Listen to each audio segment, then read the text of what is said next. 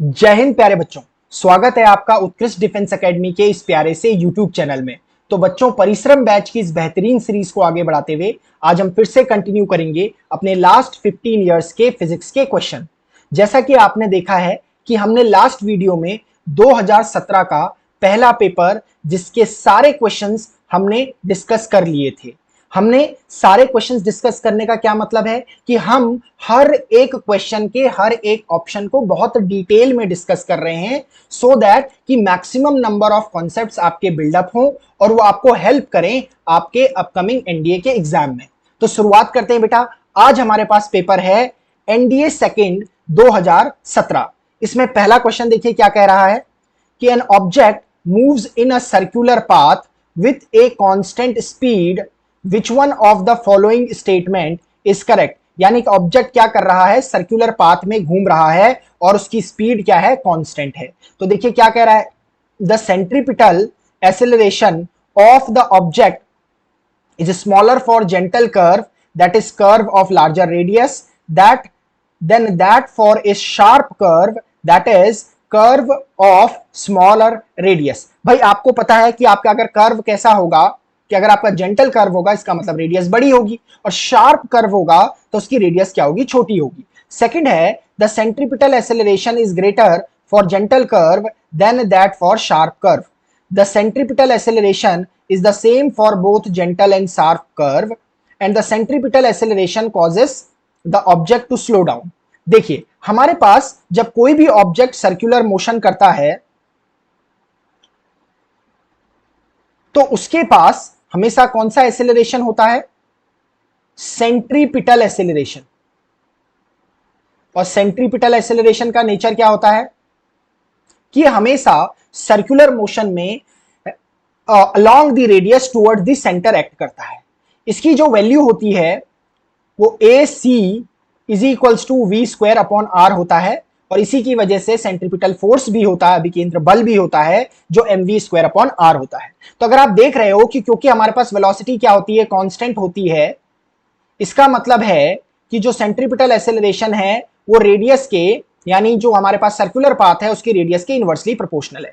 यानी रेडियस जितनी बड़ी होगी सेंट्रीपिटल एक्सेलरेशन उतना ही कम होगा, रेडियस जितनी छोटी होगी सेंट्रीपिटल एक्सेलरेशन उतना ही ज्यादा होगा। क्लियर है। छोटी रेडियस होने का मतलब क्या है कि कर्व का कैसा होना, शार्प होना।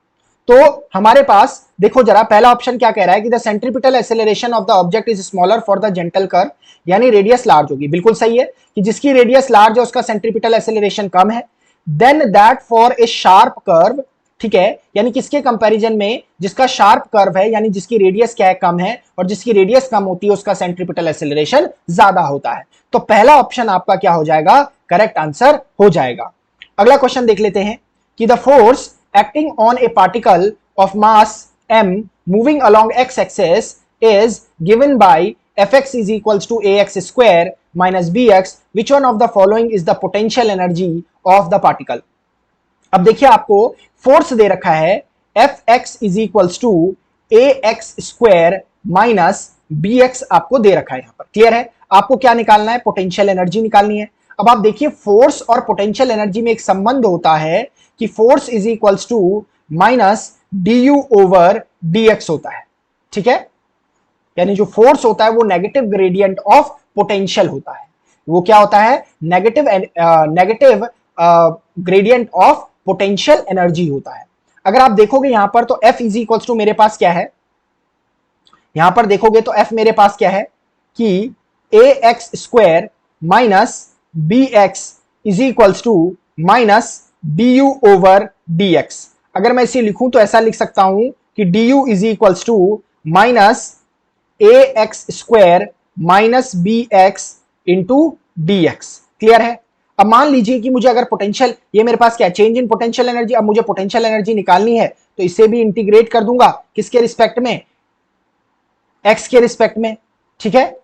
दोनों साइड x के रिस्पेक्ट में इंटीग्रेशन कर दूंगा, यानी du dx is equals to x के रिस्पेक्ट में इसे इंटीग्रेट कर दूंगा। तो मैं डायरेक्टली लिख लेता हूं कि du का इंटीग्रेशन u हो जाएगा और इसके इंटीग्रेशन क्या हो जाएगा, minus integration of ax square minus B X D X. Clear है? अगर आप इसे निकालोगे तो u is equals to minus बाहर आ जाएगा और ये अंदर आ जाएगा मेरे पास a एक्स क्यूब ओवर 3 आ जाएगा, क्योंकि मेरे पास क्या होता है integration of x raise to the power n dx होता है x raise to the power n plus 1 whole upon n plus 1। वही यहां पर है, a हमारे पास कांस्टेंट है, कांस्टेंट ले लिया, x raise to the power 2 plus 1 upon 2 plus 1 हो गया x क्यूब अपॉन 3। क्लियर है? Minus B X square upon 2 हो गया। क्लियर है? अब इसे अगर मैं लिखूं तो जरा तो मैं इसे कैसा लिख सकता हूं, देखो इनमें से कोई मिलता हुआ तो नहीं दिख रहा है, लेकिन इस फॉर्म को मैं बना सकता हूं। देखो अगर मैं माइनस एक्स स्क्वायर ओवर 6 बाहर लिख दूं तो मेरे पास अंदर बचेगा ट्वाइस ए एक्स माइनस ये बच जाएगा 3b। क्लियर है? तो कौन सा ऑप्शन सही आ रहा है? ऑप्शन नंबर बी आपका करेक्ट आंसर आ रहा है। अगले क्वेश्चन पर जाते हैं। The symbol SI unit of inductance H. ठीक है, यानी इंडक्टेंस का जो एसआई यूनिट है उसे एच से डिनोट किया जाता है। बेटा देखो जो इंडक्टेंस आपका होता है जिसे प्रेरकत्व कहते हैं, वह क्या करता है किसी भी इलेक्ट्रिक सर्किट में, किसी भी इलेक्ट्रिक सर्किट की वो प्रॉपर्टी होती है जिसमें वो इंडक्शन के थ्रू, या तो सर्किट में इंडक्शन के थ्रू ईएमएफ प्रोड्यूस कर देता है या इंडक्शन के थ्रू किसी दूसरे सर्किट में ईएमएफ को प्रोड्यूस कर देता है। कैसे? मैग्नेटिक फील्ड को चेंज करके या मैग्नेटिक फ्लक्स को चेंज करके। तो इंडक्शन आपके पास क्या है? किसी भी इलेक्ट्रिकल सर्किट की, यानी वैद्युत आपके पास जो सर्किट होता है उसकी वो प्रॉपर्टी जो उसमें इंड्यूस्ड ईएमएफ प्रोड्यूस करता है by changing the magnetic flux. Clear है? तो हमारे पास देखो H जो है ये हेनरी को डिनोट करता है, तो ये हेनरी क्या हो जाएगा आपके पास? यूनिट ऑफ इंडक्टेंस हो जाएगा। ये हर्ट्ज जो है ये यूनिट ऑफ फ्रीक्वेंसी होती है आपके पास, यूनिट ऑफ फ्रीक्वेंसी आपके पास हर्ट्ज होती है। क्लियर है? आगे बढ़ते हैं। तो जो नेक्स्ट क्वेश्चन हमारे पास है बेटा, देखिए वो क्या बोल रहा है कि in a vacuum a 5 rupee coin, a feather of sparrow bird and a mango are dropped simultaneously from the same height, the time taken by them to reach the bottom is t1, t2, t3 respectively. In this situation we observe that, यानी ये time कैसे very करेगा? क्या किया जा रहा है? आपके पास एक 5 रुपी का कॉइन है, एक आपके पास बर्ड फेदर, एक बर्ड फेदर है, ठीक है, और एक आपके पास आम दे रखा है और इनको सेम हाइट से ड्रॉप किया जा रहा है। मान लेते हैं करके ये हाइट जो यहां से यहां तक है, ग्राउंड तक है, वो h मान लेते हैं और इनको यहां से ड्रॉप किया जा रहा है सेम हाइट से। क्लियर है? अब ऐसा कह रहे हैं कि ये जो मैंगो ये t1 समय ले रहा है नीचे पहुंचने में, ये t2 समय ले रहा है और ये t3 समय ले रहा है। ठीक है, अब एक्चुअली देखिए होता क्या है कि जो ये आपके पास हाइट से ड्रॉप हो रहे हैं ऑब्जेक्ट्स, तो इन पर ग्रेविटेशनल एक्सेलरेशन एक्ट करता है, यानी स्मॉल जी एक्ट करता है। स्मॉल जी की जो वैल्यू होती है वो होती है capital G capital M over capital R square. ये जो फॉर्मूला इसमें कैपिटल जी जो हमारे पास है इसे कहते हैं ग्रेविटेशनल कांस्टेंट या यूनिवर्सल कांस्टेंट, सार्वत्रिक नियतांक कहते हैं इसे। ठीक है, एम हमारे पास क्या है? मास ऑफ द अर्थ, और आर क्या है? Radius of the earth. M और आर तो हमारे पास क्या होते हैं? कांस्टेंट होते हैं। तो आप देखिए जरा इस फॉर्मूले में स्मॉल एम नहीं आ रहा है, स्मॉल एन यानी मास ऑफ बॉडी नहीं आ रहा है। इसका मतलब है कि अगर हम किसी भी वस्तु को किसी भी ऊंचाई से ड्रॉप करते हैं, छोड़ते हैं, तो उस पर जिस एक्सेलरेशन से वो नीचे आ रहा है, दैट इज ग्रेविटेशनल एक्सेलरेशन, उस पर मास ऑफ द बॉडी का कोई फर्क नहीं पड़ता है। क्लियर है? और सिंस ये क्या हो रहा है? वैक्यूम में प्रोसेस हो रही है, तो इसका मतलब है ये तीनों की तीनों एक ही समय पर नीचे गिरेंगी। इसका मतलब t1 is equals to t2 is equals to t3 होगा। ये समय अलग हो सकता था बेटा अगर यहां पर यही प्रोसेस इन्हीं तीनों ऑब्जेक्ट्स को हम एयर की प्रेजेंस में कर रहे होते, तो क्या करता कि आपका जो अपथ्रस्ट लग रहा होता एयर के थ्रू वो इस पर लग रहा होता, फेदर पर भी लग रहा होता, तो ये आगे पीछे गिर सकते थे। क्लियर है? तो हमारे पास कौन सा होगा? Option number D is your correct answer. अगला क्वेश्चन देखो क्या कह रहा है। Electron emission from a metallic surface by application of light is known as. ठीक है, यानी प्रकाश के प्रयोग द्वारा किसी धात्विक सतह से इलेक्ट्रॉन उत्सर्जन को क्या कहते हैं? क्लियर है? मान लो हमारे पास एक मेटल प्लेट है, इसको बहुत, इसमें से आपके क्या होते हैं? मेटल प्लेट में आपके इलेक्ट्रॉन्स होंगे, उन इलेक्ट्रॉन्स को हम इससे इजेक्ट करवा सकते हैं, निकाल सकते हैं, उत्सर्जन करा सकते हैं इलेक्ट्रॉन्स का। तो कैसे हो सकता है? देखिए, तो हमारे पास यहां पर बहुत सारी प्रोसेस दे रखी है, A B C D process दे रखी है। अब देखो जो थर्मोआयनिक एमिशन होता है इसमें क्या होता है कि हीट किया जाता है सब्सटेंस को, इसे हीट किया गया, मेटल को क्या किया गया, हीट किया गया नीचे से, और इसमें से इलेक्ट्रॉन्स बाहर निकलने लगे। फोटो इलेक्ट्रिक एमिशन में क्या होता है कि इलेक्ट्रोमैग्नेटिक रेडिएशन को ड्रॉप किया जाता है इस पर, यानी जैसे यूवी रेस को ड्रॉप किया जाता है, तो इस पर क्या होते हैं, यहां से इलेक्ट्रॉन्स निकलना शुरू कर देते हैं। क्लियर है? तो देखिए ये आपके पास क्या है, इलेक्ट्रोमैग्नेटिक वेव है, इसे आप स्पेसिफिकली कह सकते हो कि यूवी रेस का यूज किया जा रहा है। और ये आपके पास कैसी है, लाइट होती है एक। क्लियर है? ये आपके पास लाइट होती है। तो इसका मतलब आंसर क्या हो गया, इसका बी ऑप्शन हो गया कि आप किसी भी मेटल सरफेस से प्रकाश के द्वारा जो इलेक्ट्रॉन्स का उत्सर्जन कर सकते हो वो फोटो इलेक्ट्रिक एमिशन के द्वारा किया जा सकता है, और इस फिनोमिना को कहा जाता है फोटो इलेक्ट्रिक इफेक्ट। क्लियर है? अब देखिए हाई फील्ड एमिशन क्या होता है, अगर आप किसी भी मेटेलिक प्लेट को हाई इलेक्ट्रिक फील्ड यानी क्या करोगे, बहुत स्ट्रॉन्ग इलेक्ट्रिक फील्ड में रखोगे, किसमें रखोगे, बहुत स्ट्रॉन्ग इलेक्ट्रिक फील्ड में रखोगे, और उस फील्ड को अगर बढ़ाते रहोगे तो एक समय आएगा जब इलेक्ट्रॉन्स को इतनी एनर्जी मिल जाएगी कि वो बाहर निकलना शुरू हो जाए। Auto electronic emission, auto electronic emission क्या होता है, जो आपका मेटल होता है वो सेल्फ की एनर्जी से, वो सेल्फ की हीट, ऑटो मतलब क्या हो गया, स्व, यानी स्वयं की ऊर्जा को यूज करते हुए ही इलेक्ट्रॉन का उत्सर्जन कर देता है मेटल सरफेस से। क्लियर है? तो आपका आंसर क्या हो जाएगा, फोटो इलेक्ट्रिक एमिशन हो जाएगा, बिकॉज इसमें पूछा गया है कि प्रकाश के प्रयोग द्वारा धात्विक सतह से इलेक्ट्रॉन का उत्सर्जन की प्रोसेस को क्या कहते हैं, तो उसे फोटो इलेक्ट्रिक इफेक्ट कहते हैं और फोटो इलेक्ट्रिक एमिशन कहते हैं।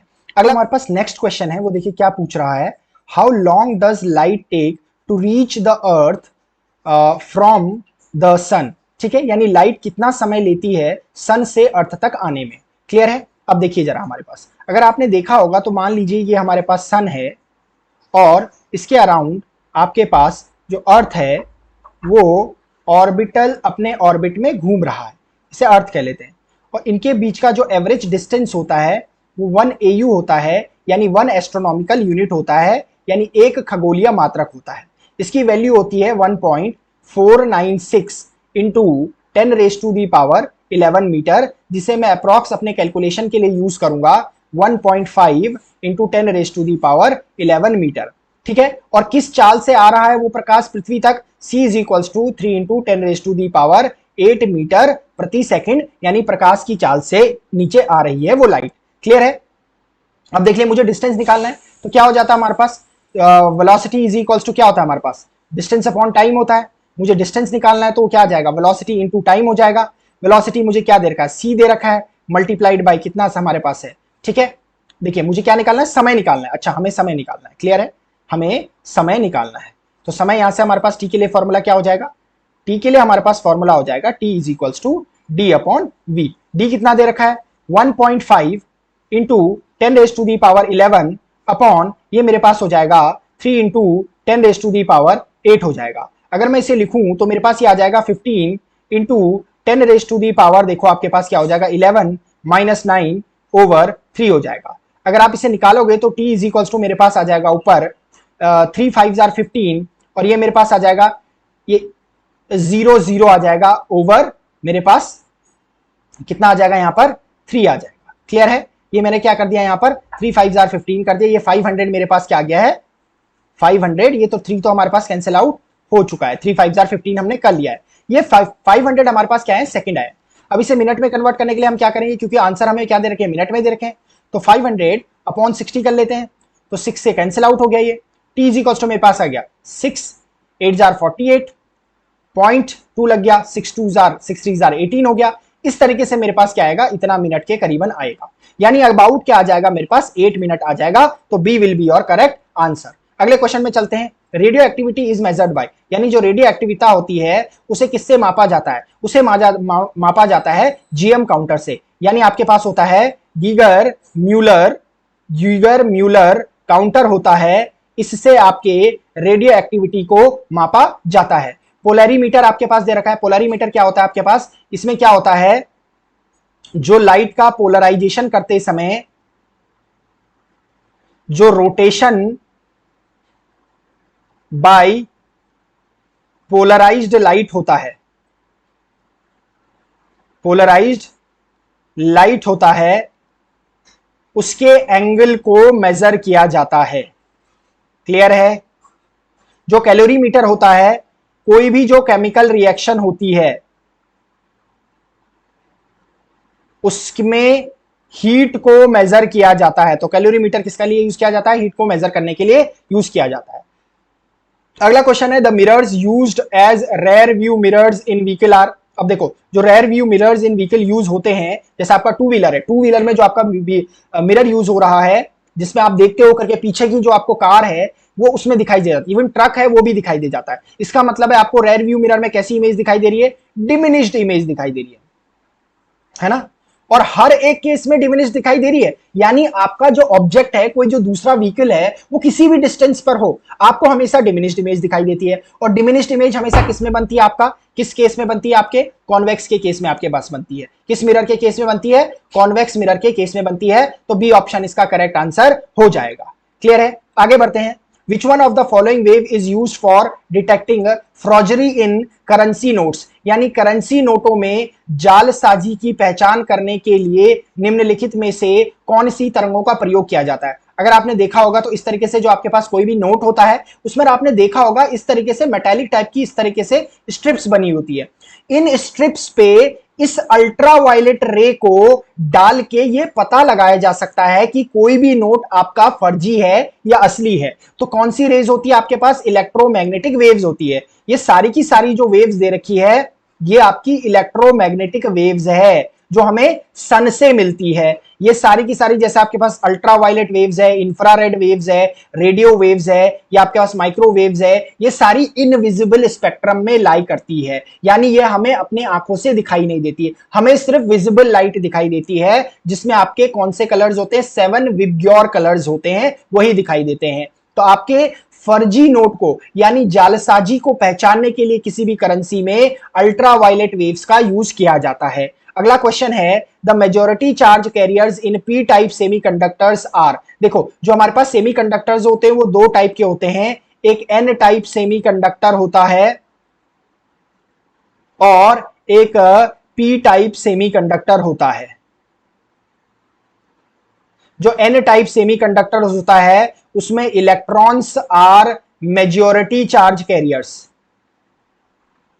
मेजॉरिटी चार्ज कैरियर्स, ये चार्ज कैरियर्स की वजह से करंट फ्लो होती है उस सेमीकंडक्टर में। और यहां पर पी टाइप सेमीकंडक्टर में holes are majority charge carriers. Holes are majority charge carriers. अब ऐसा नहीं है कि एन टाइप सेमीकंडक्टर में आपके पॉजिटिव चार्जेस नहीं होते हैं, जो होल्स होते हैं आपके पास ये पॉजिटिव चार्जेस होते हैं। अब एन टाइप सेमीकंडक्टर्स में ऐसा नहीं है कि आपके पास होल्स नहीं होते, वो वहां पर माइनॉरिटी में होते हैं। पी टाइप सेमीकंडक्टर में ऐसा नहीं कि आपके पास इलेक्ट्रॉन्स नहीं होते हैं, वो यहां पर माइनॉरिटी में होते हैं। तो जो पी टाइप सेमीकंडक्टर्स होते हैं उसमें होल्स आपके मेजॉरिटी चार्ज कैरियर्स होते हैं। अगर आपको इसको याद रखना है तो एन फॉर आप याद करेंगे नेगेटिव, पी फॉर याद करेंगे आप पॉजिटिव। तो इससे क्या हो जाएगा? आपको याद रहेगा कि एन टाइप सेमीकंडक्टर में इलेक्ट्रॉन जो कि नेगेटिवली चार्ज होते हैं आपके मेजॉरिटी चार्ज कैरियर्स होते हैं, और पी टाइप सेमीकंडक्टर में क्योंकि पी फॉर पॉजिटिव तो पॉजिटिव का मतलब होल्स होते हैं, तो होल्स आपके मेजॉरिटी चार्ज कैरियर्स होते हैं in case of P type semiconductor. अगले क्वेश्चन में जाते हैं। तो the ionisation energy of hydrogen atom in the ground state is. देखो जो आयोनाइजेशन एनर्जी होती है ना वो E N is equals to -13.6 N square upon Z square electron volt होता है। अब ग्राउंड स्टेट की बात की जा रही है, ग्राउंड स्टेट यानी निम्नवत अवस्था की बात की जा रही है, तो n is equals to ground state में 1 होता है। क्योंकि हमारे पास हाइड्रोजन एटम है तो हाइड्रोजन एटम का जो एटॉमिक नंबर होता है वो 1 होता है। तो इसका मतलब है E1 आपके पास ग्राउंड स्टेट में जो हो जाएगा -13.6 इलेक्ट्रॉन वोल्ट हो जाएगा। और अगर इसके सिर्फ मैग्नीट्यूड की बात करें तो आपके पास बी ऑप्शन करेक्ट हो जाएगा। 13.6 electron volt ionisation energy of hydrogen atom in the ground state होती है। अगला क्वेश्चन हमारे पास है water boils at lower temperature at high altitude. अच्छा हाई एल्टीट्यूड यानी ऊंचाई पे जाने पे, जैसे हम पहाड़ों पे जाते हैं ना तो वहां पर क्या होता है कि बहुत जल्दी वाटर बॉईल हो जाता है, खाना भी जल्दी पक जाता है। ऐसा क्यों होता है? क्योंकि एल्टीट्यूड पे जाने पे वाटर का जो बॉइलिंग पॉइंट होता है वो कम हो जाता है, इट डिक्रीजेस। किस वजह से? बिकॉज वहां पर एयर प्रेशर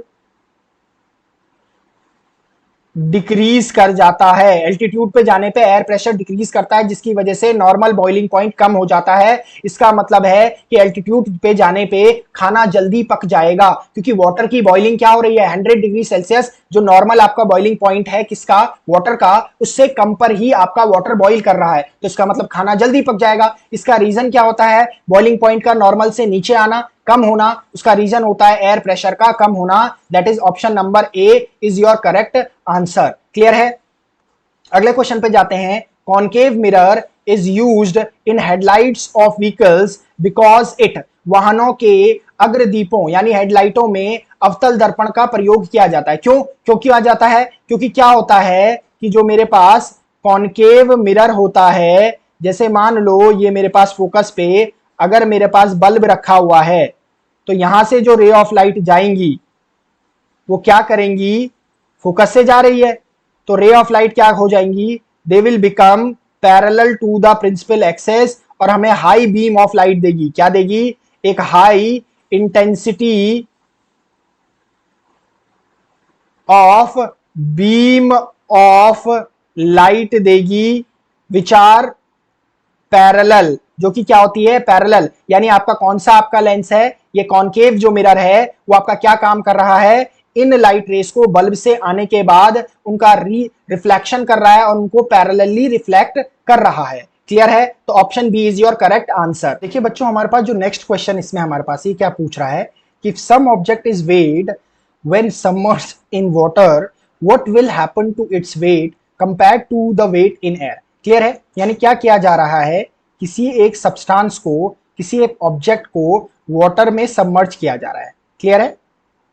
ये वाटर है आपके पास, ठीक है, और एक आपके पास ऑब्जेक्ट ये है, जब ये बाहर था तो उसका वेट मान लेते हैं W है। जब इसको वाटर में सबमर्ज किया जाता है तो आर्किमिडीज प्रिंसिपल के अकॉर्डिंग इसके वेट में क्या होता है, कमी आ जाती है, वेट डिक्रीजेस आर्किमिडीज प्रिंसिपल के अकॉर्डिंग। कितना? जितना ये वाटर डिस्प्लेस करता है, जो इस डिस्प्लेस्ड वाटर का वेट होता है उतना कम हो जाता है इसमें से। मान लेते हैं अगर इसका W डैश है, तो जो मेरे पास अपेरेंट वेट है वाटर में वो W माइनस W डैश हो जाएगा। तो आपका क्या हो जाएगा, वेट डिक्रीज कर जाएगा। जब किसी ऑब्जेक्ट को पानी में सबमर्ज किया जाएगा तो एयर के कंपैरिजन में उसका वेट डिक्रीज हो जाएगा। तो option B is your correct answer. अगला क्वेश्चन क्या कह रहा है, light year is measure of. Light year क्या है आपके पास, 1 लाइट ईयर क्या होता है, लाइट ईयर आपका डिस्टेंस का यूनिट है। जब लार्ज डिस्टेंसेस मेजर की जाती है तो उसे बोला जाता है लाइट ईयर। लाइट ईयर होता है कि प्रकाश द्वारा एक वर्ष में निर्वात में तय की गई दूरी। ठीक है, तो यानी distance travelled by light in 1 year in vacuum, यानी एक साल में लाइट जितना डिस्टेंस ट्रेवल करती है वैक्यूम में उसे लाइट ईयर कहते हैं। इसकी वैल्यू होती है 9.46 इंटू 10⁻15 मीटर। क्लियर है? तो ये डिस्टेंस की यूनिट आपकी होती है।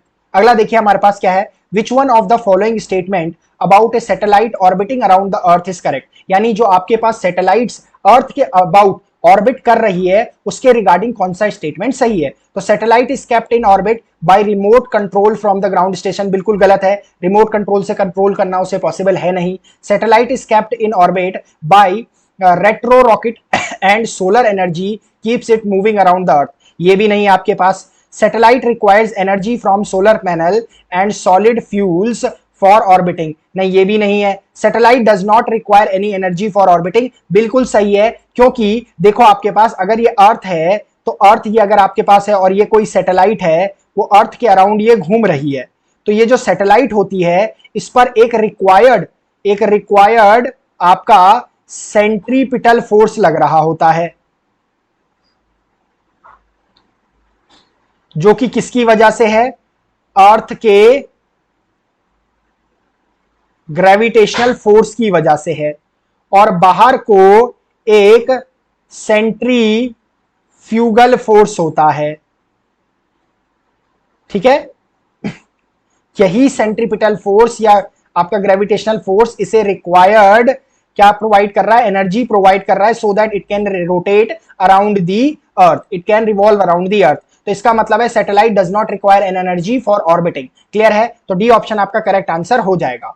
अगला क्वेश्चन कह रहा है कि which one of the following statement about energy is correct, यानी ऊर्जा से संबंधित कौन सा इनमें से एक कथन सत्य है। तो क्या बोल रहा है? एनर्जी कैन बी क्रिएटेड, बिल्कुल गलत है, एनर्जी को बनाया नहीं जा सकता। एनर्जी कैन बी क्रिएटेड, बिल्कुल गलत है। ठीक है। Energy can neither be created not destroyed, बिल्कुल सही है। ये हमारे पास है conservation of energy, conservation of energy, conservation of energy यानी ऊर्जा संरक्षण का सिद्धांत। यानी आपके पास कोई भी जो एनर्जी होती है किसी भी फॉर्म में वो हो, उसे ना ही हम नष्ट कर सकते हैं ना ही उत्पन्न कर सकते हैं, सिर्फ क्या कर सकते हैं, एक रूप से दूसरे रूप में परिवर्तित कर सकते हैं। यानी energy can neither be created nor destroyed, it can be simply transferred from one form to another. आप उसे ना ही बना सकते हैं ना ही डिस्ट्रॉय कर सकते हैं, सिर्फ एक फॉर्म से दूसरे फॉर्म में आप उसे ट्रांसफर कर सकते हैं। तो आपका ऑप्शन नंबर सी करेक्ट हो जाएगा। अगला क्वेश्चन है step up transformer are used. देखो मैंने आपको बताया था कि जो ट्रांसफार्मर होते हैं, इससे पहली वीडियो में भी इससे क्वेश्चन आया हुआ था, यानी 2017 के पहले पेपर में, कि जो ट्रांसफार्मर होते हैं वो वोल्टेज और करंट को क्या करते हैं, कंट्रोल करते हैं, यानी कम और ज्यादा करते हैं। ट्रांसफार्मर दो टाइप के मैंने आपको बताए थे, एक होता है स्टेप अप ट्रांसफार्मर और एक होता है स्टेप डाउन ट्रांसफार्मर। दोनों क्या होते हैं? स्टेप अप ट्रांसफार्मर में लो वोल्टेज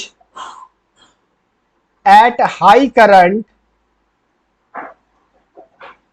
को कन्वर्ट किया जाता है high voltage at low current में। क्लियर है? और जो स्टेप डाउन ट्रांसफार्मर होता है उसमें high voltage at low current को कन्वर्ट किया जाता है low voltage at high current में। तो देखिए स्टेप अप ट्रांसफार्मर क्या है, आपके पास क्या काम कर रहा है, वो वोल्टेज को इंक्रीज कर रहा है। तो डी ऑप्शन आपका करेक्ट हो जाएगा कि it increases the voltage. Transformer आपके इलेक्ट्रो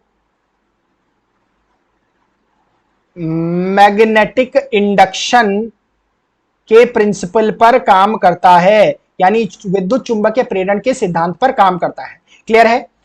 तो आपका option number D correct answer हो जाएगा। अगला क्वेश्चन क्या बोल रहा है कि which one of the following waves carries maximum energy पर फोटोन। अब देखो जो आपकी ये जो रेडिएशन है वो इलेक्ट्रोमैग्नेटिक रेडिएशन, और की जो एनर्जी का फॉर्मूला होता है is equals to H nu is equals to H C over lambda, एक फॉर्मूला होता है इनकी एनर्जी के लिए। क्लियर है? अब आप देखो जरा, जब आप इलेक्ट्रोमैग्नेटिक वेव्स को देखोगे तो इलेक्ट्रोमैग्नेटिक वेव्स में आपके पास पहले क्या आती है, गामा रेज आती है, गामा रेज के बाद आपके पास एक्स रेज आती है, एक्स रेज के बाद आपके पास क्या आती है, एक्स रेज के बाद आपके पास आती है अल्ट्रावायलेट रेज आती है, अल्ट्रावायलेट रेज के बाद आपके पास क्या आती है, विजिबल लाइट आती है, विजिबल लाइट के बाद आपके पास क्या आती है, इंफ्रारेड आती है,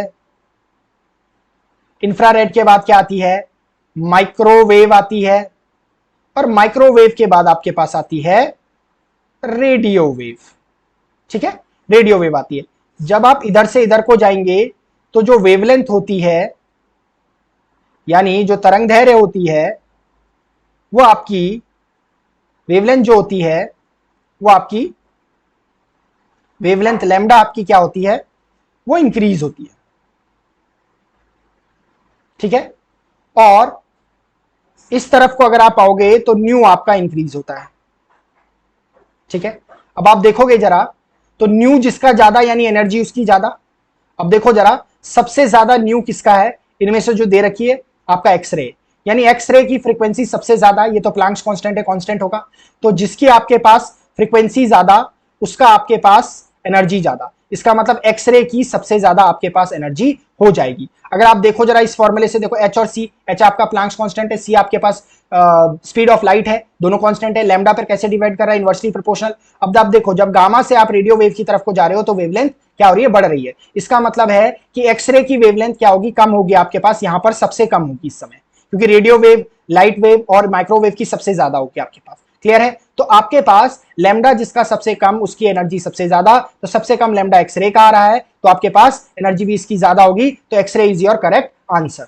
अगला क्वेश्चन पूछ रहा है कि a rainbow is produced due to which of the following phenomena, यानी रेनबो का जो निर्माण हो रहा है वो किस घटना की वजह से हो रहा है। तो आपके पास किसकी वजह से होता है, प्रकाश के परिक्षेपण की वजह से होता है, यानी डिस्पर्जन ऑफ लाइट की वजह से होता है। कि जब प्रकाश की किरण क्या करती है कि किसी प्रिज्म से पास होती है तो अपने 7 रंगों में विभक्त हो जाती है, यानी जो व्हाइट लाइट होती है, श्वेत प्रकाश होता है, वो 7 रंगों से बना हुआ होता है, 7 कलर से बना हुआ होता है। और वो 7 कलर्स कौन से होते हैं बेटा, वो आपके पास विबग्योर के फॉर्म होते हैं, VIBGYOR।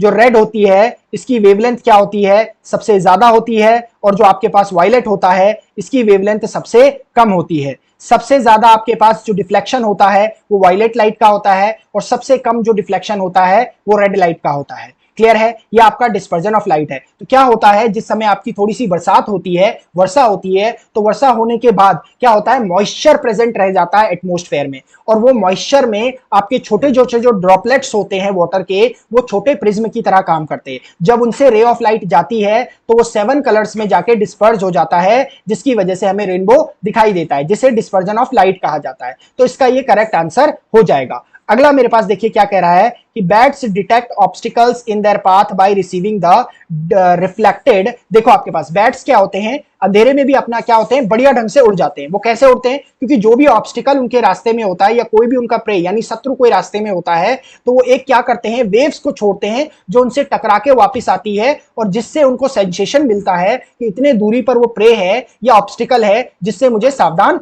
रहना है। तो वो कौन सी रेज होती है आपके पास, वो वेव्स होती है अल्ट्रासोनिक वेव्स। देखो आपके पास जो अल्ट्रासोनिक वेव्स होती है, इनकी आपकी जो फ्रीक्वेंसी होती है 20 किलो हर्ट्ज से अबव होती है, और जो इंफ्रासोनिक वेव्स होती है इनकी फ्रीक्वेंसी आपकी लेस देन 20 हर्ट्ज होती है। और ये जो रेंज होती है 20 हर्ट्ज 20 किलो हर्ट्ज, ये ऑडिबल फ्रीक्वेंसी रेंज होती है, यानी जो मानव होते हैं, जो नॉर्मल होते हैं जिनके ईयर्स, उनको सुनने की ये फ्रीक्वेंसी होती है 20 किलो हर्ट्ज से 20 किलो हर्ट्ज। क्लियर है। और आपकी इंफ्रासोनिक वेव क्या है, लेस देन 20 हर्ट्ज होती है। अल्ट्रासोनिक वेव्स आपकी 20 किलो हर्ट्ज से ऊपर की वेव्स होती है। तो अल्ट्रासोनिक वेव्स ही वो वेव्स है जो बैट्स प्रोड्यूस कर रही है और ऑब्स्टिकल से जाके टकरा रही है, और उसे वापस आकर इंडिकेशन दे रही है कि कितना दूर है वो ऑब्जेक्ट या कोई भी उसका शत्रु।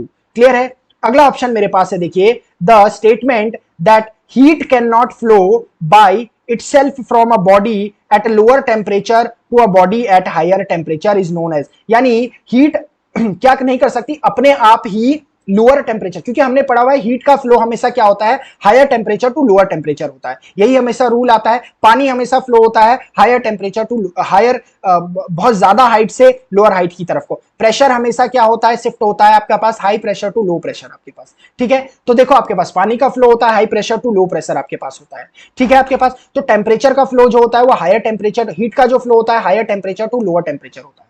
तो यहां पर हमारे पास कि अपने आप हीट फ्लो नहीं हो सकती लोअर टेम्परेचर से हायर टेम्परेचर की तरफ को, और ये आपका सेकंड लॉ ऑफ थर्मोडायनेमिक्स कहता है। ये आपका कौन सा कहता है, सेकंड लॉ ऑफ थर्मोडायनेमिक्स कहता है। जीरोथ लॉ ऑफ थर्मोडायनेमिक्स आपका क्या कहता है कि अगर दो आपके सिस्टम किसी तीसरे सिस्टम के साथ थर्मल इक्विलिब्रियम में है तो वो दो सिस्टम भी थर्मल इक्विलिब्रियम में हो जाएंगे। फर्स्ट लॉ ऑफ थर्मोडायनेमिक्स क्या कहता है कि अगर किसी सब्सटेंस को, किसी थर्मोडायनेमिक सिस्टम को क्यू हीट दी जा रही है तो हीट उसकी इंटरनल एनर्जी बढ़ाने में और वर्क डन करने में यूज हो जाएगी। ये आपका फर्स्ट लॉ ऑफ थर्मोडायनेमिक्स होता है। थर्ड लॉ ऑफ थर्मोडायनेमिक्स आज का रिलेटेड है एंट्रोपी से। किससे रिलेटेड है, एंट्रोपी से रिलेटेड है।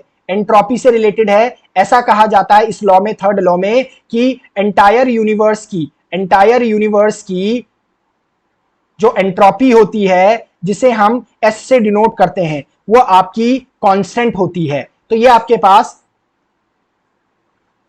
कांस्टेंट होती है। क्लियर है। अगले क्वेश्चन में जाते हैं। देखिए अगला क्वेश्चन पूछ रहा है कि which one of the following wave does not belong to the category of these waves. अब देखो आपके पास क्या एक्सरे क्या है, माइक्रोवेव है, रेडियो वेव है, साउंड वेव। बिल्कुल सही है। ये तीनों आपके पास कैसी है, इलेक्ट्रोमैग्नेटिक वेव है। कैसी वेव है, इलेक्ट्रोमैग्नेटिक वेव है। और इलेक्ट्रोमैग्नेटिक वेव क्या होती है, ट्रांसवर्स इन नेचर होती है।